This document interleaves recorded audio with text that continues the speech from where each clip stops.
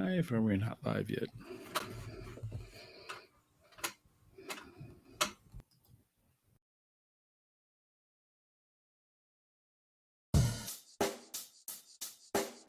Check the mic and make sure it sound right, boys.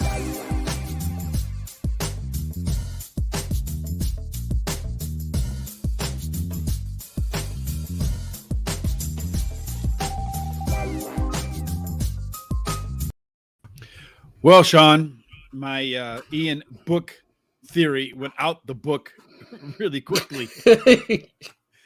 Yeah, I think you were better with what'd you say, Ian Brock? Yes, Ian Brick. I had my quarterbacks mixed up. yeah. I Well, you were right. Somebody else. You're right. He was to be aggressive a little bit, but I mean, that went out the window quick. That got tipped a little bit, and then picked for 6, and then after that, the kid was just completely not confident throwing the ball at all. Yeah, and you know what agitates me watching the game is Alvin Kamara. There was a couple times he just looked like he was going through the motions. He knew they were defeated, and that's the kind of stuff he wasn't. That screen pass where I almost did Brock. Book was getting blitzed really bad, and the throw wasn't the greatest, but he should have caught it, and he just dropped it. He's doing personal fouls, all kinds of stuff. And I know the guy took his towel and everything else, and he's on the sideline laughing about it. That stuff bothers the heck out of me. You're already up against it. And then you can't make stupid little mistakes. And you're the star of the team. You got to do something. And that's the thing. I don't think Kamara's a guy that's going to carry you. I think that I think that quarterback is an important position on the field, and he certainly did not play very well. I mean, he was 5 of 7 early on. He was playing, okay, minus the interception for a touchdown. He's actually 6 of 7 because one of the 2 that he incompleted ended up in the wrong end zone. But good thing we bet on Charlotte.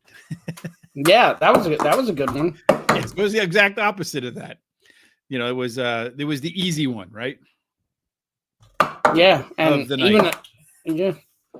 Now I'm getting shot with Nerf guns again. You got flies flying around up there? What's going on? Yeah, I'm getting shot with Nerf balls again.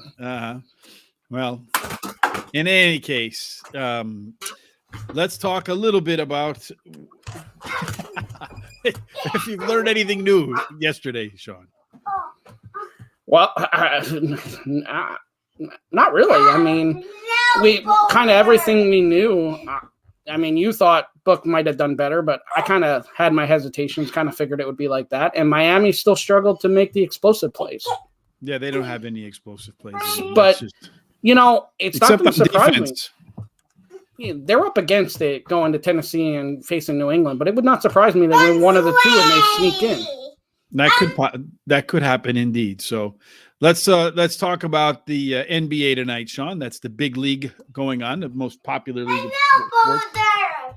So I know there's a ton of injuries. COVID. What are the most important things to look at? Well, this list is changing constantly. Orlando, we got Terrence Ross and Cole Anthony out. Washington's got a bunch of players out, and then Beal's questionable. Minnesota's another one with a ton of people with COVID and stuff. We got Towns, Russell, Edwards out. Ingram's doubtful. Hart's questionable.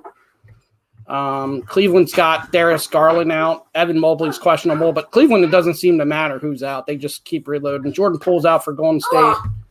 And then OKC's got a bunch of players out too.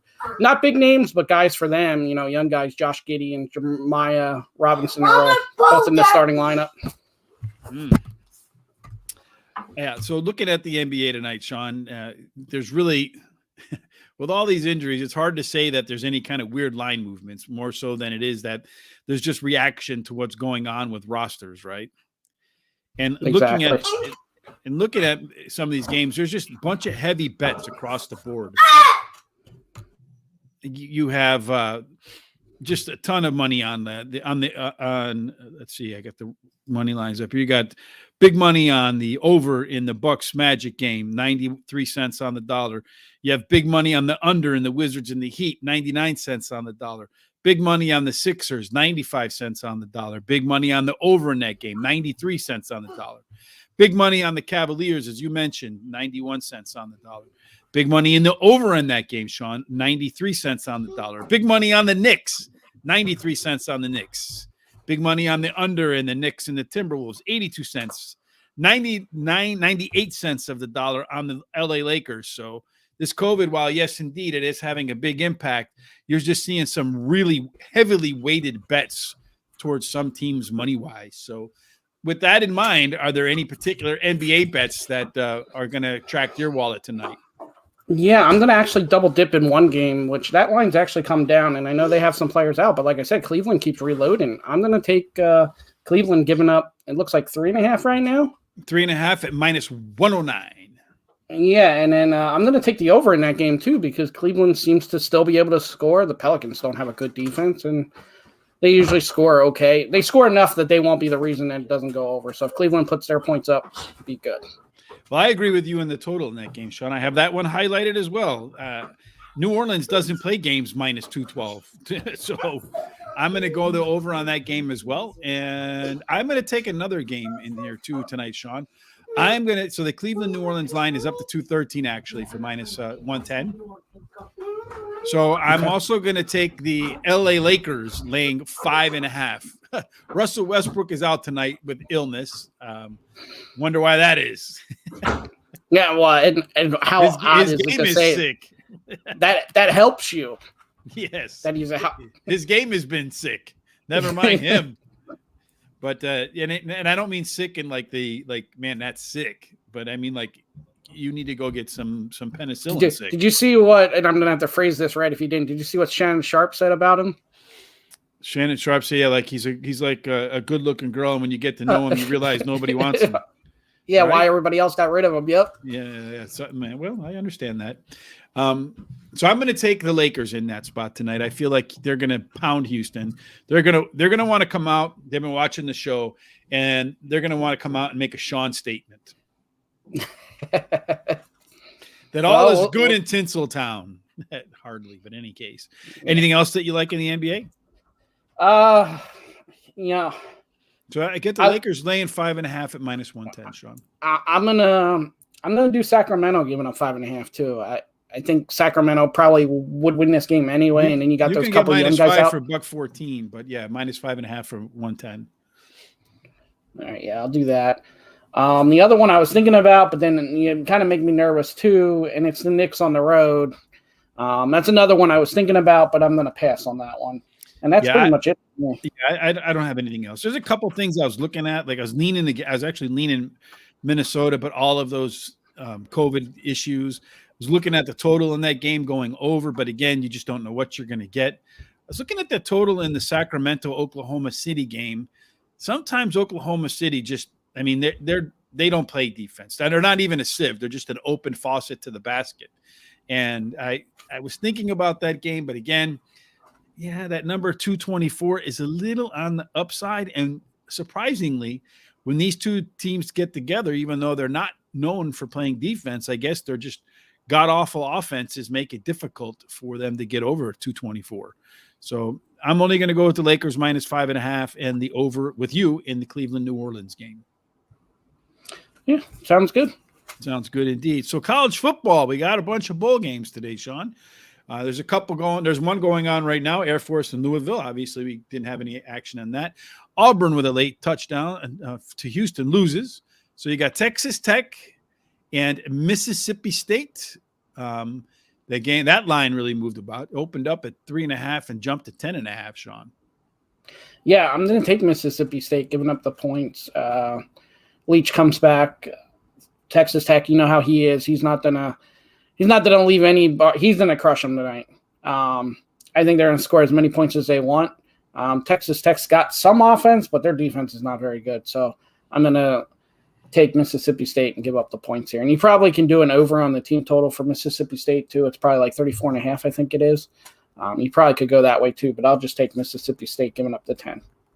So looking at the game today, Sean, and I this is weird because you and I are in agreement here. I'm taking Mississippi State. Well, it's actually 10.5 now.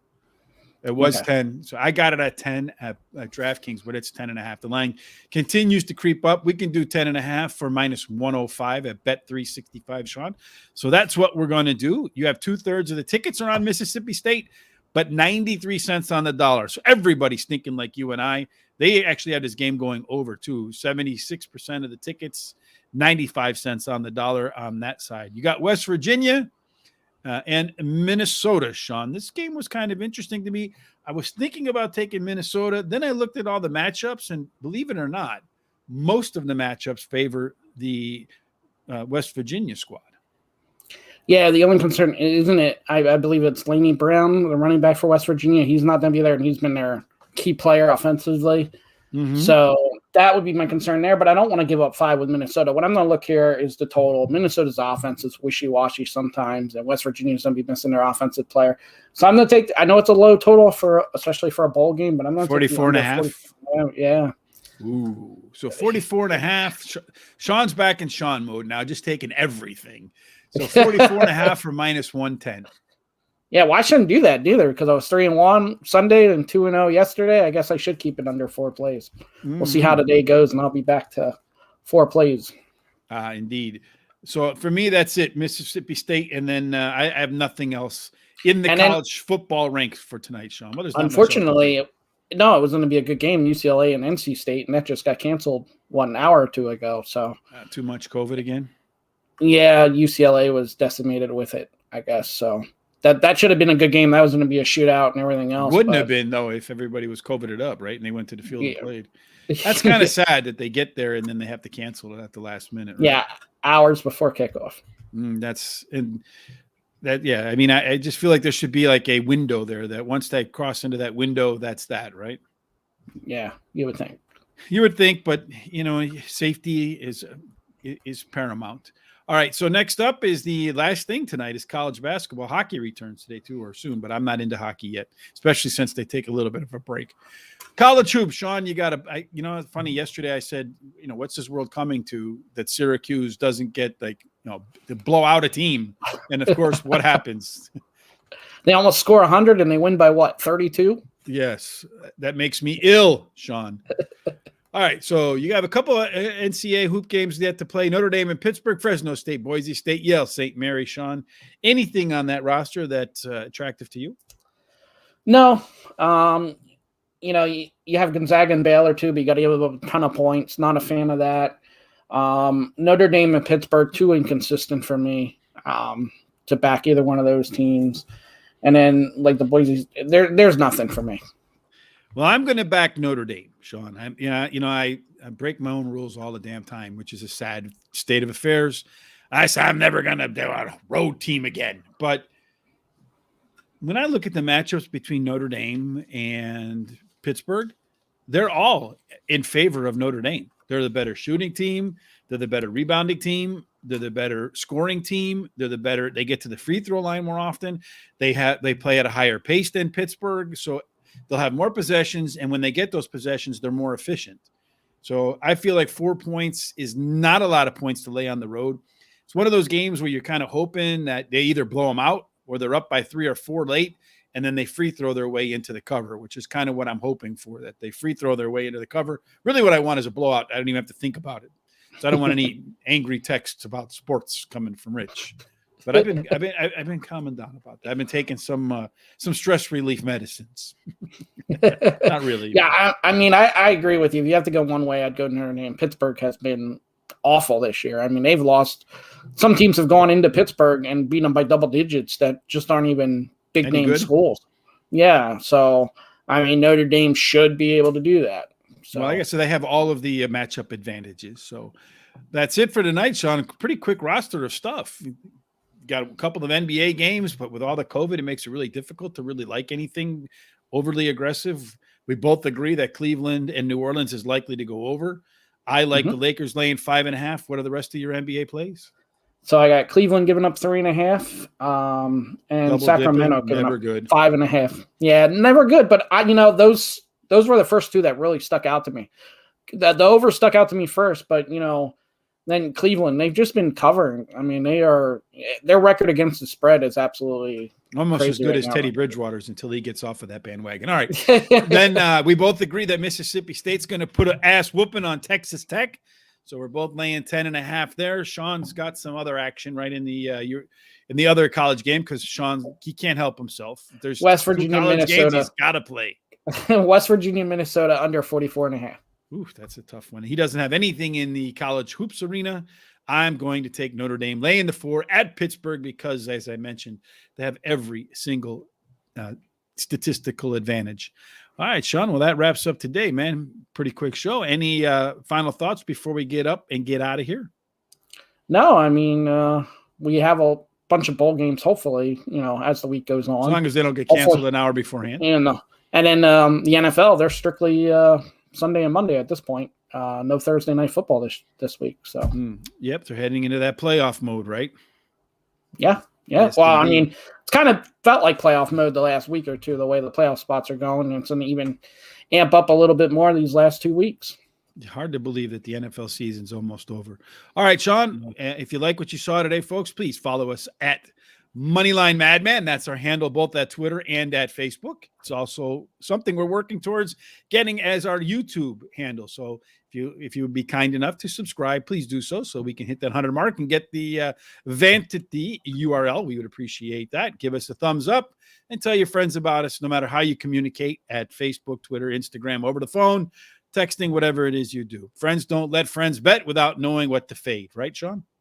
Exactly. Exactly. All right, we'll be back in 23-3. Until then, folks, as always, we hope that every one of your bets stuffs your pockets full of cash.